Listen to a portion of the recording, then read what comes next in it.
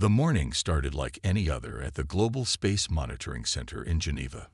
Dr. Jeho Park sat at his desk, reviewing data from deep space telescopes while sipping his morning coffee. At 52 years old, he had spent most of his life studying the possibility of alien life. Now, on this ordinary Tuesday in 2045, everything was about to change. The first alarm came from a junior scientist. "Dr. Park, you need to see this," called out the young researcher, pointing at his screen. The deep space sensors had detected something massive moving toward Earth at incredible speeds. Within hours, the center buzzed with activity. Scientists rushed between computer stations, and military officials arrived in their pressed uniforms. Dr. Park's hand shook slightly as he presented the data to the emergency meeting of the Global Defense Council. "The objects are definitely ships," he explained, pointing to the large screen behind him. "We count at least 30 vessels, each larger than our biggest aircraft carriers. They're moving in a formation that can only be artificial." Commander Hae-Nul Kim of the United Earth Defense Force stood up. She was a tall woman with sharp eyes and a reputation for staying calm in crisis. "How long until they reach Earth?" she asked.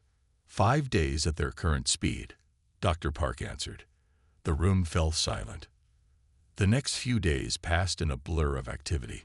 Governments worldwide began secret preparations while trying to prevent public panic.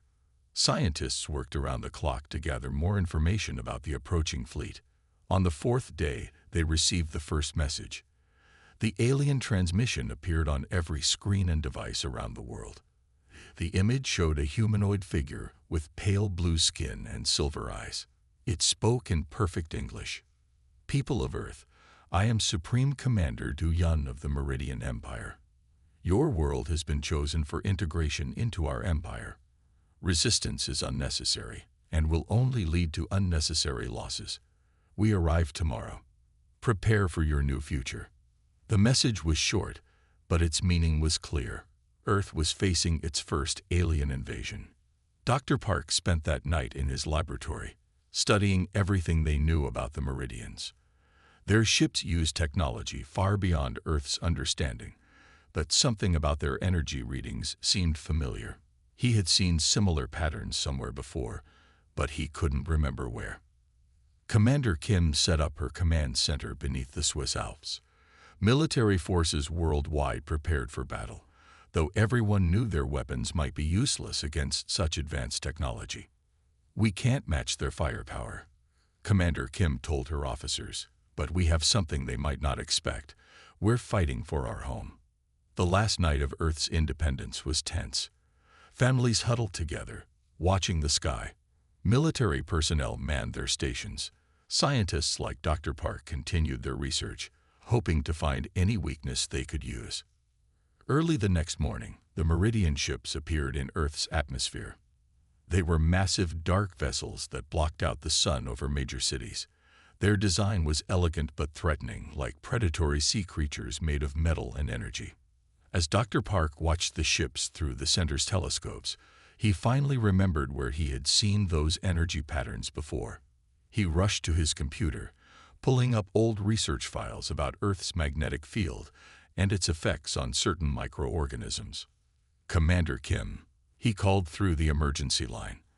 "I think I found something important about their technology. Something about how it interacts with Earth's natural forces." But before he could explain further, the first Meridian attack began. Beams of energy lit up the sky, and Earth's final battle for independence was underway. No one knew it yet, but this invasion would become famous across the galaxy, not for its success, but for what happened next. The first wave of Meridian attacks targeted Earth's major military bases. Their energy weapons cut through concrete and steel as if they were paper. At the United Earth Defense Headquarters, Commander Hae-Nul Kim watched the destruction on multiple screens with a heavy heart but steady hands. "Status report," she ordered, her voice calm despite the chaos. "We've lost contact with bases in North America and Europe," an officer reported. "Asian command centers are under heavy attack. Our weapons barely damage their shields." In her laboratory outside Seoul, Dr. Eugene Lee noticed something unusual about the Meridian shields. Every time Earth's weapons hit them, the shields created a strange ripple pattern. She recorded these patterns and analyzed them carefully.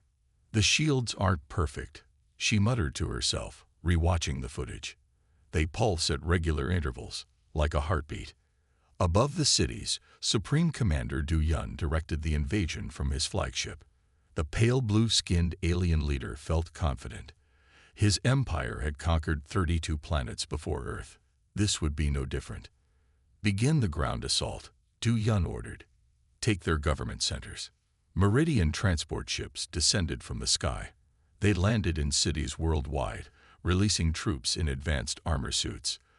The alien soldiers moved with machine-like precision, their weapons easily overwhelming local defenses. But something unexpected happened in Seoul. As Dr. Eugene Lee watched from her laboratory window, she saw a Meridian soldier suddenly stumble. Its armor sparked with blue electricity. The same thing happened to several other soldiers in the area. She quickly called Commander Kim. "The Meridian technology seems to malfunction near our city's power plants," she reported. "I think Earth's electrical grid is affecting their systems somehow." Commander Kim immediately understood the importance of this information. She ordered her remaining forces to fall back to positions near major power stations. The strategy worked. The Meridian troops had more difficulty operating in these areas. Meanwhile, Dr. Jeho Park made his own discovery. He had been studying a damaged piece of Meridian equipment recovered from a crash site. The technology used biological components combined with mechanical parts. These biological parts showed signs of stress when exposed to Earth's magnetic field. Their entire civilization depends on biomechanical technology, he explained to Commander Kim through a secure channel, and something about Earth's natural environment disrupts it. The Meridians continued their advance, but they faced unexpected resistance. Human soldiers, though outgunned, proved remarkably adaptable. They used the urban environment to their advantage, setting traps and conducting guerrilla attacks. Supreme Commander Du Yun grew frustrated. Why are they not surrendering? He demanded from his officers. Their technology is primitive. Their weapons are ineffective. "Sir," one of his officers reported, "our troops are experiencing increasing equipment failures. Engineering cannot explain why." In the ruins of New York, Captain Sun Mai Choi led a successful counterattack against a Meridian patrol. Her soldiers used the subway tunnels to move unseen, emerging to strike when the aliens least expected it. The first day of invasion ended with both sides assessing their situation.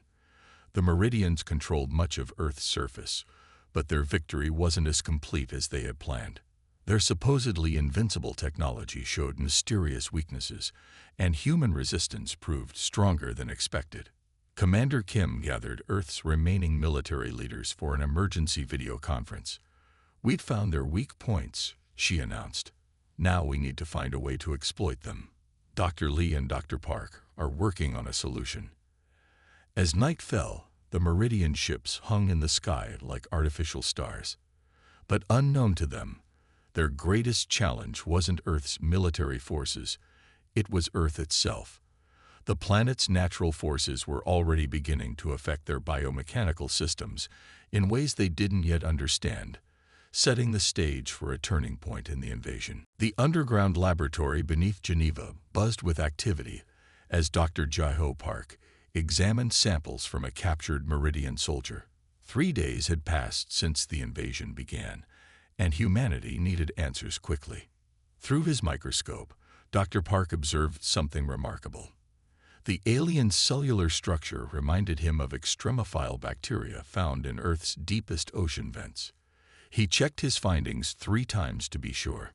"Dr. Lee, you need to see this," he called to his colleague. Dr. Eugene Lee moved away from her computer screens to join him. She had been analyzing Meridian shield frequencies for 48 hours straight. Their biology adapted to survive in space, Dr. Park explained, pointing to the microscope. But this adaptation made them sensitive to Earth's conditions, like deep-sea creatures brought to the surface too quickly. In orbit, Supreme Commander Du Yun faced growing problems. More of his soldiers reported equipment malfunctions. Some experienced physical discomfort. His medical officers couldn't explain why. "Sir," his chief medical officer reported, "our troops' biomechanical implants are showing signs of strain. The effects get worse the longer we stay on the planet's surface." Commander Hae-Nul Kim received this intelligence from resistance fighters who intercepted Meridian communications. She immediately called an emergency meeting with her scientific advisors. "If their bodies are failing," Dr. Lee suggested during the meeting, "we might not need to defeat their weapons. Earth itself could be our best defense." But they needed proof. Captain Sun Mai Choi volunteered to lead a dangerous mission. Her team would capture a Meridian soldier alive for study. They chose a target in the ruins of Berlin, where enemy patrols had become noticeably weaker. The mission succeeded, but at a cost. 2 of Captain Choi's team members died in the fighting. The captured Meridian soldier arrived at the Geneva facility inside a specially designed container. Dr. Park's examination confirmed their theories. The Meridian's biological systems were breaking down due to exposure to Earth's magnetic field. Their biomechanical technology, which gave them their power, was becoming their weakness. "Their entire civilization depends on this technology," Dr. Park explained to Commander Kim. "Their ships, their weapons, even their bodies contain these sensitive biomechanical parts." Meanwhile, Dr. Lee made another discovery. The Meridian's shield frequencies matched Earth's natural electromagnetic waves, but slightly out of phase. This created a destructive interference pattern that grew stronger over time. "It's like 2 waves canceling each other out," she explained using simple drawings. "The longer their shields operate in Earth's atmosphere, the weaker they become." Supreme Commander Du Yun received increasingly worrying reports. His flagship's systems showed signs of decay. The mighty Meridian fleet, which had conquered 32 worlds, was slowly being defeated by an invisible enemy they couldn't fight. "We must complete this conquest quickly," he ordered his commanders. "Increase the intensity of our attacks. We will break their resistance before these problems worsen." But the humans had found their advantage. Commander Kim ordered all remaining power plants to modify their output frequencies. This would amplify Earth's natural effects on Meridian technology. In his laboratory, Dr. Park looked at tissue samples from the captured soldier. The cellular breakdown was accelerating. He felt no joy in watching another living being suffer, even an invader. But he knew this discovery might save humanity. "We don't need to." Colonel Ta Wan arrived at the Geneva facility on a cold morning, 1 week after the invasion began. The military strategist had traveled through underground tunnels for 3 days to reach the secret laboratory. His expertise in electromagnetic warfare made him essential to Earth's defense plans. Dr. Eugene Lee showed him the data they had collected about the Meridian technology. The colonel studied the charts and graphs with great interest. His eyes widened as he understood the implications. "Their entire technology is built around specific electromagnetic frequencies," he said, pointing to the patterns on the screen. "And Earth's magnetic field disrupts these frequencies naturally. If we amplify this effect." Dr. Jae-ho Park joined them, carrying new test results from the captured Meridian equipment. "The breakdown of their systems accelerates near power plants," he explained. "But we need something stronger to affect their entire fleet." In orbit, Supreme Commander Du Yun faced a difficult decision. 20% of his ground forces now suffered from severe equipment malfunctions. His own flagship showed signs of system deterioration. "We cannot explain these failures," his chief engineer reported. "The humans' weapons are not causing this damage. Something about this planet affects our technology in ways we have never seen before." Commander Hae-Nul Kim received the latest reports from resistance fighters worldwide. The Meridians had stopped their advance in many areas. Their soldiers stayed away from regions with strong magnetic fields. "We need to turn Earth itself into a weapon," Colonel Ta Wan suggested during the strategy meeting. He spread out a world map on the table. "If we can amplify the planet's natural magnetic field, we might force them to retreat." Dr. Lee worked with her team to design a network of magnetic pulse generators. They would use Earth's power grid to create a synchronized pulse that matched the planet's natural frequency. Like pushing a child on a swing, she explained to Commander Kim. If we push at the right moment, the effect gets stronger and stronger. Meanwhile, Dr. Park discovered something urgent in his latest tests. The captured Meridian soldier's condition had worsened significantly. The biomechanical implants that kept the alien alive were failing. "We're not just defeating their technology," he told Colonel Tawan. "We might be threatening their very survival. They evolved to depend on this technology. Without it, they cannot survive." This information changed their plans. They needed to show the Meridians the danger before it was too late. Commander Kim contacted resistance groups around the world, ordering them to plant magnetic pulse devices near major power stations. Supreme Commander Du Yun received alarming news from his medical staff. The crew members who had spent time on Earth's surface showed signs of cellular breakdown. Their biomechanical implants, which helped them breathe and process nutrients, were deteriorating. "This planet is not just resisting our conquest," his medical chief warned. "It is actively hostile to our biology. The longer we stay, the greater the risk to our people." Colonel Ta-1 completed the final calculations for their global defense plan. The magnetic pulse network would take 3 days to set up. They had to work quickly and in secret, using the underground resistance networks. "When we activate the network," he explained to Commander Kim, "Earth's magnetic field will become a shield that no Meridian technology can withstand. But we must warn them first. This is not just about winning anymore. It's about preventing an unnecessary tragedy." As they prepared their defense, the Earth's natural forces continued their slow attack on the invaders' technology. The mighty Meridian fleet, which had never known defeat, faced an enemy they never expected, a planet that rejected their very existence. The resistance teams worked tirelessly to install the magnetic pulse generators around the world. They placed the devices in power stations, deep mines, and natural magnetic hotspots. Each generator looked simple, but together they would create something powerful. Dr. Eugene Lee monitored the installation progress from the Geneva facility. Her computer showed a map with green dots appearing as each generator came online. After 3 days of work, most of the network was ready. "The system is at 80%, she reported to Commander Hae-Nyul Kim. "We can activate it when you give the order." Before they could proceed, Dr. Jae-ho Park requested one final attempt to warn the Meridians. He drafted a message explaining the danger to their biology. Commander Kim approved its transmission to the Meridian fleet. Supreme Commander Du Yun received the warning in his flagship. His medical officers confirmed the humans' claims about the biological danger, but years of successful conquests had made him proud. He could not accept defeat. "This is a trick," he announced to his officers. "Prepare for a final assault. We will crush their resistance before these supposed effects can harm us." The Meridian ships moved into attack position above Earth's major cities. Their weapons powered up, creating sheets of light in the sky.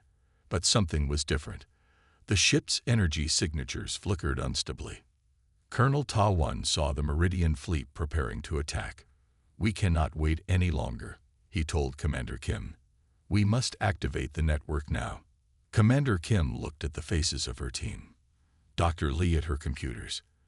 Dr. Park with his concerned expression. Colonel Ta-1 standing ready. She made her decision. "Activate the pulse network," she ordered. Dr. Lee pressed the command sequence. Around the world, the generators hummed to life. They synchronized with Earth's natural magnetic field, creating a powerful resonance effect. At first, nothing seemed to happen. Then the Meridian ships began to show signs of distress. Their shields flickered and failed. Energy weapons powered down. Communication systems went silent. In the flagship, Supreme Commander Du Yun watched in horror as his mighty fleet lost power. Warning alarms sounded throughout the ship. The biomechanical systems that kept his people alive began to fail. Emergency protocol activated. The ship's computer announced, "Biological preservation systems engaging. Automatic withdrawal sequence initiated." The Meridian ships, their systems failing, began to retreat from Earth's atmosphere. They moved like wounded animals, struggling against the enhanced magnetic field that threatened their existence. On the ground, the Meridian soldiers faced a similar crisis. Their advanced armor suits shut down. Their weapons stopped working. Many collapsed as their biomechanical implants failed. Dr. Park watched the readings from his laboratory. "The effect is stronger than we expected," he said with concern. "They must leave quickly, or their life support systems will fail completely." Commander Kim sent a final message to the retreating fleet. "You may return to your empire, Supreme Commander. Tell them that Earth is not to be invaded. Our planet itself rejects your presence." The Meridian ships disappeared into space, leaving Earth's sky clear for the first time in 2 weeks. Around the world, people emerged from hiding to celebrate. Humanity had survived its first alien invasion. Colonel Tawan studied the final readings from the Pulse network. "We should keep this technology," he suggested. "Earth's natural defense system might be needed again." The victory felt different from what anyone expected. They had won not through superior firepower or advanced technology, but by understanding and using their planet's natural properties. Earth itself had become humanity's strongest ally. 2 days after activating the magnetic pulse network, Commander Hae-Nul Kim gathered Earth's military leaders for a crucial meeting. The Meridian fleet had retreated to a safe distance, but their remaining ground forces were stranded on Earth. "Now is the time to reclaim our planet," Commander Kim announced to the assembled leaders. She displayed a map showing locations of trapped Meridian forces. "Their technology is failing. They cannot receive support from their fleet." Captain Sun Led Choi led the first major counterattack in Seoul. Her forces found Meridian soldiers struggling with malfunctioning equipment. Their once powerful armor suits barely moved, and their weapons had lost power. "Remember, they are now helpless," Captain Choi told her troops. "Offer them a chance to surrender before engaging." She had not forgotten Dr. Park's warning about the aliens' failing life support systems.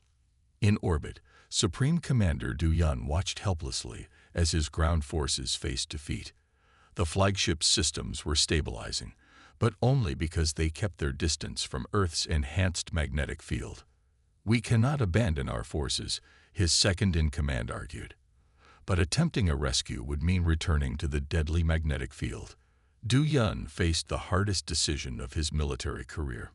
Dr. Yoo-Jin Lee monitored the magnetic pulse network's effects from her command center. "The field strength is holding steady," she reported to Commander Kim. "Any Meridian ship that enters our atmosphere will suffer severe system failures." Around the world, human forces launched coordinated attacks against the stranded invaders. In New York, resistance fighters emerged from the subway tunnels to surround Meridian positions. In London, military units advanced through streets they had been forced to abandon just days before. Colonel Tawan directed the global military response. He made sure each attack force carried handheld magnetic pulse devices designed by Dr. Lee's team. These devices could disable any remaining functional Meridian technology at close range. The Meridian soldiers, facing certain defeat, began to surrender in groups. Their superior training meant nothing without their advanced technology. Many were already sick from prolonged exposure to Earth's magnetic field. Dr. Jai-Ho Park worked quickly to help the surrendered Meridians. He developed temporary shielding that could protect their essential biomechanical systems. "We must show mercy," he insisted. "They are victims of their own civilization's dependence on technology." Commander Kim agreed with this approach. She ordered the establishment of special containment facilities where surrendered Meridians could receive medical care. These facilities used magnetic shielding to protect the aliens from further harm. As news of the surrenders spread, more Meridian units gave up without fighting. They had watched their invincible technology fail and realized the battle was lost. Their empire's mighty weapons were useless against Earth's natural defense. Supreme Commander Du Yun received the surrender reports with growing despair. His invasion force, which had never known defeat, was surrendering to a supposedly primitive species.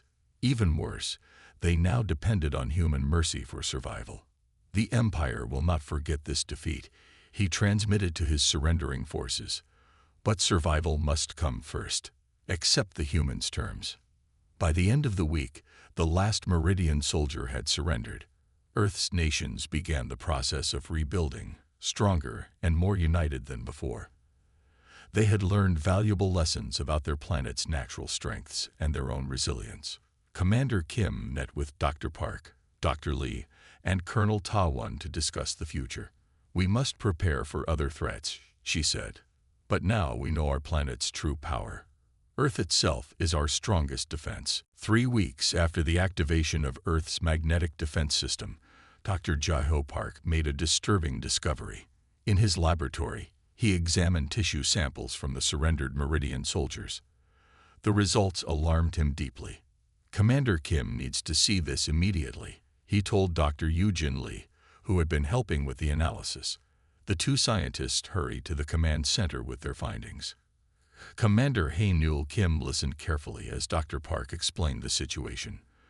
The damage to the Meridian's biomechanical systems was not temporary. Even with their current protective measures, the aliens' bodies were slowly breaking down. Their entire species depends on this technology to survive, Dr. Park explained. Thousands of years of evolution in space changed their biology. They cannot live without their biomechanical implants. Commander Kim understood the gravity of the situation. This was no longer just about defending Earth. They held the lives of thousands of Meridian soldiers in their hands. She ordered an immediate message to be sent to Supreme Commander Du Yun's flagship. "Your people are dying," she transmitted. "The damage to their systems is permanent. They need more than just temporary protection." In his orbiting flagship, Du Yun received the message with growing horror. His medical officers confirmed the humans' findings. The proud commander felt the weight of countless generations of Meridian history on his shoulders. "Our empire has conquered worlds across the galaxy," he told his officers. "But we never faced a planet that could reject our very existence. We must make a choice between pride and survival." Dr. Eugene Lee worked with her team to design better protection for the Meridian prisoners. They created special chambers that could block Earth's magnetic effects. But these were temporary solutions.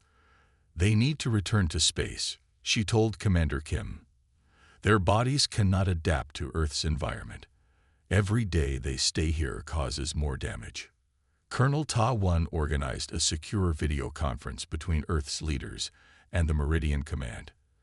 The meeting would decide the fate of both the stranded soldiers and future relations between Earth and the Meridian Empire. Supreme Commander Du Yun appeared on the screen, his usual confidence replaced by grave concern. "In 1,000 years of conquest, we never encountered a world like yours," he admitted. "We never imagined a planet could be our greatest enemy."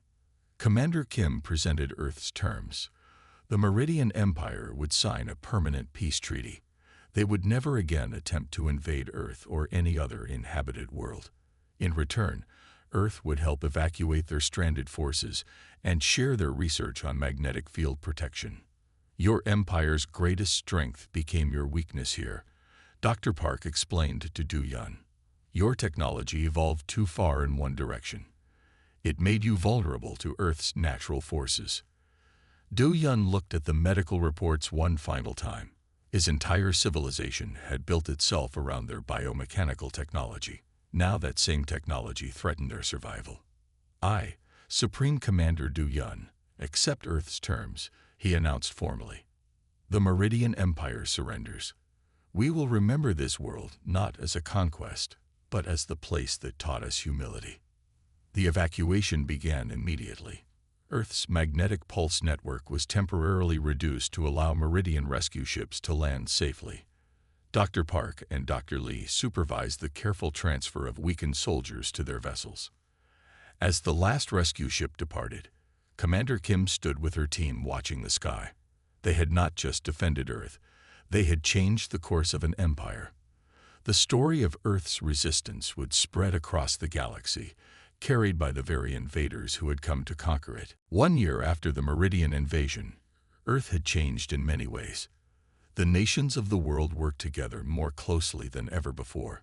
The shared experience of fighting an alien invasion had united humanity in unexpected ways.